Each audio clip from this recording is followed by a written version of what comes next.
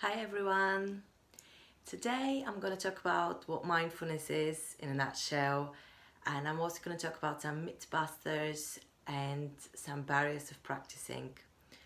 I Obviously mindfulness has been really popular in the last few months, especially since lockdown, because there's so much research that has proven how well it works for stress and anxiety and depression. But even with all that mountains of research and evidence, there's still so many people that think it's not for them. And I think it's due to the wrong perception of mindfulness and what people think it is, which might not necessarily be true. So I just wanted to offer you my uptake on it and see what you do with it. So I came to mindfulness many years ago because I struggle with severe anxiety after the sudden loss of my dad, which for me today this was the lowest moment in my life. But now when I look back on it, it was an opportunity for me to actually grow after having hit the rock bottom. So I think often that's what happens with us. We struggle, we suffer, we don't talk about it, we try to bury it under the carpet, and then eventually we hit rock bottom, and that's when we want to change, we want to do something about it, we want to be in control. And that's what mindfulness allows us to do in reality. It's not a rocket science, it's just a skill that any of us can learn. So yeah, what is mindfulness? There's so many descriptions of it which make it sound a little bit too easy. Everyone keeps saying mindfulness is just paying attention to our experience at the moment, being in the present, non-judgmentally. So what does this mean really? If you take up any experience that we've got, let's take a chore that we all do, like brushing our teeth or washing up dishes. So when we do those activities, what does normally happen? We do them on autopilot. We brush our teeth, but in the same time, we don't pay any attention to the brushing of the teeth. We are lost in our minds. Our minds are going a million miles an hour.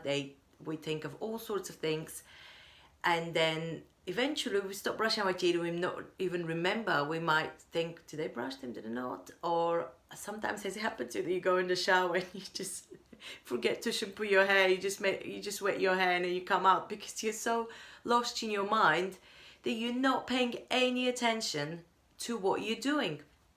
So that's what mindfulness is.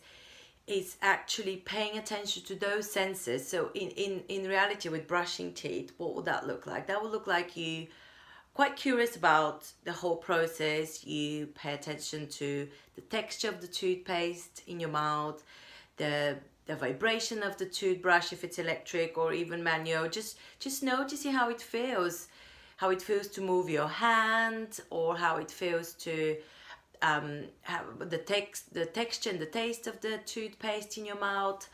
Also the rinsing of the water, just being aware of all those senses. That's why for me mindfulness, the best way to explain it is when you look at a baby. So babies and children, they're naturally mindful. They don't have wandering minds like we do. So when they do something, they're in the present, they're in the moment. And watching them is amazing because that gives us an opportunity to be more present with our awareness, with our experience. And I think first time when I was training already for mindfulness teacher at the time when I had my first son, Teddy. And he was maybe 9 months old or maybe a little bit older. It was springtime and we were sat in the garden, and I put him on the grass, and that was the first time he's actually come across grass. And the way he explored the grass, he was touching it and then just like rubbing between his fingers. He was clearly exploring the texture. He had this curiosity in his eyes because that's the first time he's seen it. He tried to obviously eat it because he wanted to see what it tastes like. That's how he explores the world, through his senses. So that's what mindfulness is, exploring the world through our senses. And that sounds really easy, but it's quite hard because we are so used to being on autopilot with our routine jobs and activities that we have lost that ability that's we had as children. Another good way to be mindful is obviously when you're in nature and when you just absorb all surroundings around you. That it's a great way to connect again with yourself. Also, doing yoga can help connect with the body and be more aware of the body senses. These are some mindful things that you could do in your everyday, but the best way to practice mindfulness is through meditation. And here I want to go through some wrong myths about meditation, because as soon as I say the word, I can imagine lots of people going like, oh no, meditation is not for me. And it's because people feel like they have to either sit cross-legged for 15 minutes or more, which is not the case, or you feel like you have to be sitting still or lying down still, not moving, even if you're eating. That's not the case.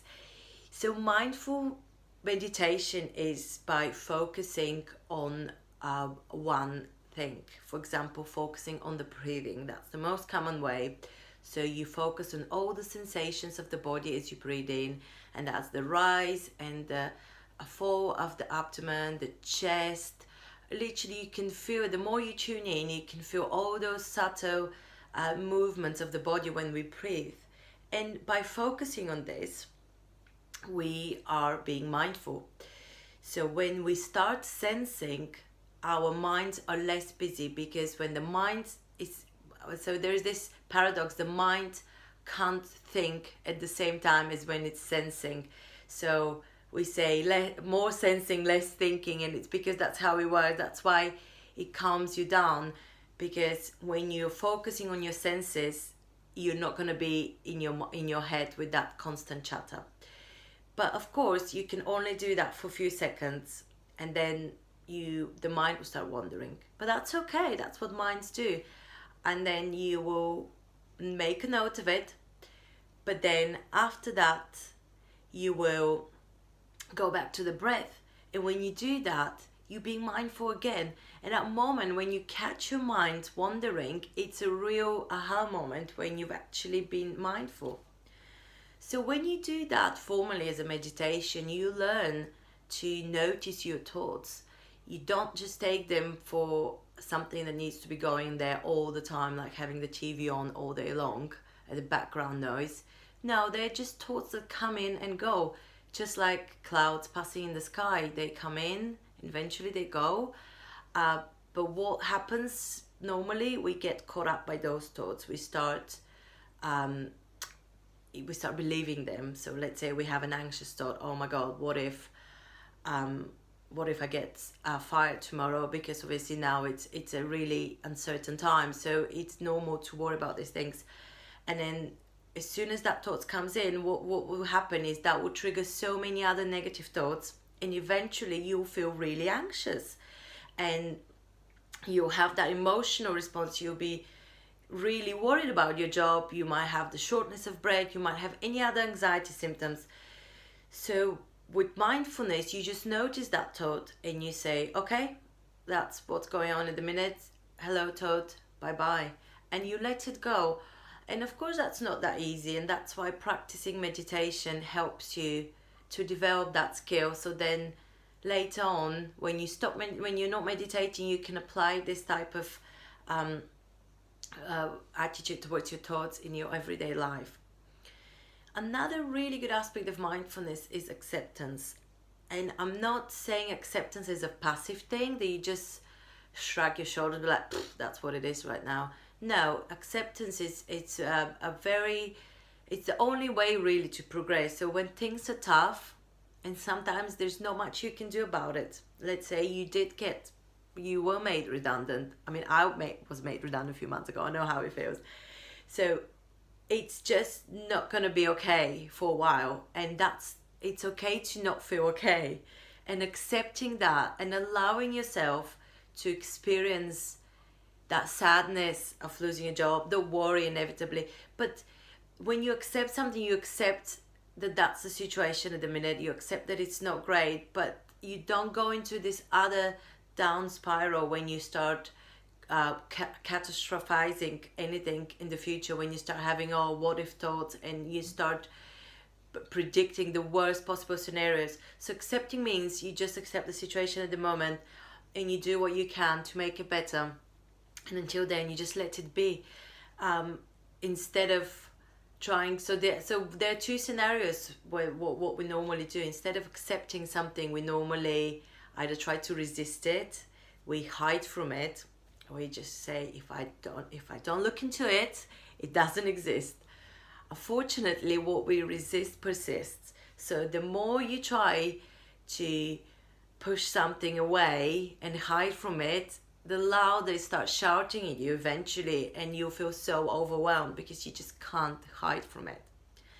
And then the other approach is to dwell on that. So you go like, oh my God, what if I never find a job? What if it takes me 2 years? What if I can't pay my bills? It can go on like this forever. And no wonder you feel anxious and depressed, because it's awful. You've gone to a really dark place.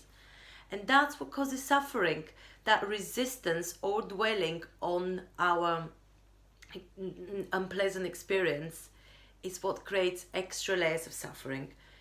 And when you are mindful about it and you accept it, you can actually be neutral about it as much as you can. And it will not be all right for a bit and you'll feel sad, but allowing yourself to experience those emotions and noticing them, noting them. What does it feel like for you right now? Then you move away from the thoughts and you bring awareness to the emotions. Then you bring awareness to the body senses. Can I feel that in my body? Because often when you have strong emotions or feelings, you can really feel it in the body. You get this like tight notch in your stomach, or you might have a bit of a shallow breathing, or you might feel other things in the body. All varies, or you might have that tension in the forehead or the shoulders, the neck. It's all connected. So the minute you bring awareness to all of this, that's what lessens the suffering. So that's my take on mindfulness in a nutshell. Of course, it's so much to it, and it's a lot of things to be said about mindfulness. But I think this is hopefully enough for a lot of you to start looking into a bit more, maybe to take a few classes or drop-in sessions and explore. There's so many apps that offer the flexible way of practicing meditation, and see if that's for you or not. So the next thing I want to briefly talk about is the myths about mindfulness. So mindfulness is not relaxation, and I think that's where a lot of people start to feel like it's not the right thing for them, because it doesn't make them relaxed. It can make you feel relaxed, but it doesn't always, because mindfulness is being aware with your experience at the minute, and that varies from people to people. So my experience in the minute will be different to your experience, and if things have been going a bit rough for you, your experience might be a bit unpleasant, you might be a bit restless, but bringing awareness to all of those things is what will calm the mind a little bit. It might not make you relax necessarily straight away, but it will calm the mind. It will stop those secondary suffering with those extra thoughts that just add more and more layers of suffering. So mindfulness is also not about clearing your mind, because that's not possible. A lot of people think that when they meditate, their mind will just go blank. Oh, if only. Actually, it's the opposite. What normally happens is, because we are so busy, we try to distract ourselves from things around us. If we don't want to face something, we just say, okay, maybe if I just be really busy, I will not have any time to think about this negative thing. So we've been, overdoing our schedule and being super busy. So when we actually sit down quietly and try to meditate, we start becoming aware of our thoughts, and it feels initially like we're bombarded with thoughts, and that can be scary. So that's when people think, oh my God, no, I don't want to go to this place, it's awful, and they stop. And I can understand that. That's why sometimes doing a really short 3 minutes breathing space meditation, like the one I did a few months ago and I've got on my website, that might be the best way to start if this is the case for you. And then gradually build up on it and extend it 5 minutes, 7, 10, 15, and that's all you need really. 15 minutes is all you need a day to be able to see positive results over time. So if you think that it's going to make your mind blank, of course, unfortunately, the answer is no, it won't. But you will start noticing your thoughts, and you will change the relationship with your thoughts, because you will no longer look at them as facts. You can just see them as mental events that you have absolutely control over, and you can tell them to go away. If you don't like that thought, you just say bye-bye. I don't want this thought at the minute, and you let go of it. And that's the beauty of it, that you actually have that power to let go of those thoughts. I mean, of course, there are different type of thoughts, and I'm talking about the trivial, random thoughts, which you can easily let go of. But there are, of course, other thoughts that are charged with emotions, and then they will need a bit more time and a bit extra care, and you need to bring a bit more awareness to those thoughts and bring that awareness to the body, is what I mentioned earlier. So there are different ways to work with thoughts and different type of meditations, but overall it will really help you to settle the mind, to feel grounded. That's what it is, just to feel a bit more stable, a bit more in control. And you really need this time for yourself, just a bit of self-care moment, just like taking a bath is a self-care moment. The same with practicing meditation and connecting to your body, to your breath, allowing yourself to be with what's here right now and not running away from it. That will make the suffering so much less, and over time you build up resilience. So another myth is that mindfulness is only for people that experience severe stress, anxiety or depression. Yes, it really helps with those things, but it's not just for people that experience though, it's for everyone. Because the moment you learn those skills, you become more resilient, and when things start going wrong one day, then you've got the tools to be able to respond in a much better way. And I will tell you, like for me, for example, although I've been practicing mindfulness for so many years and I managed to completely a cure for my anxiety and panic attacks, so when I had my first little boy, it was fine. I didn't have any, my mental well-being was still great. But when I had my second boy, that's where my mental well-being took a deep dive. I found it really difficult, and I was actually, I had a mild postnatal depression. So even though I have been practicing mindfulness regularly, I still went down this dark place. But because I had the tools already, I could get out of there really quickly, and I knew things are not going well for me. I didn't want to hide from them. I just knew I have to do something. I need to get help. And that, in a way, is that acceptance.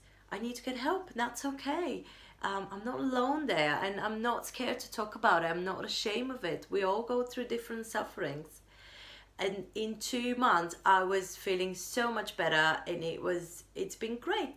And you know, we just can't stop negative things from happening in our lives, but we can change the way we react to them. Well, I hope that's been useful to you, and of course feel free to message me if you want to find out more. And I'm also doing this free 15 minutes phone conversations with everyone that wants to find out more about mindfulness, and if there's any way we can work together and help you out. Thanks for listening to this video. Bye bye.